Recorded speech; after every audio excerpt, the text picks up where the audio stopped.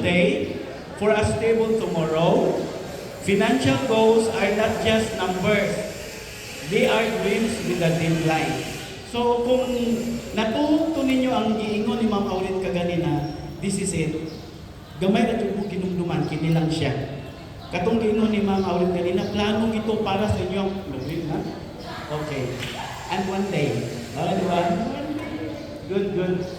Di ba? Dito kay siya yung caretaker, kaya paano na siya? Pakpak eh. Sige, malayon ta. So, inala sa pagtuhog, ano man, kung saan dito ko sa itong financing karon, estudyante pa mo, kami nagtrabaho na, sila limang nagtrabaho na, nakadepende kayo direct. Nako ha, di lang siya numbers, kinabuhin siya.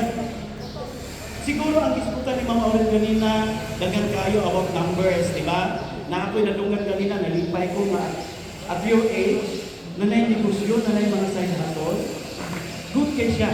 Nga naman, puhon kung mag-graduate mo, mag-professional mo, mag-graduate mo, mga miniyo mo, di ba?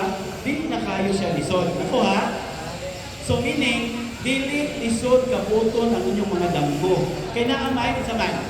Naamay plano. Di ba? And then, kupon sa inyong plano, of course, namin mga damgo. Katong last ka ganina, di pangutan ni Mama Aulit.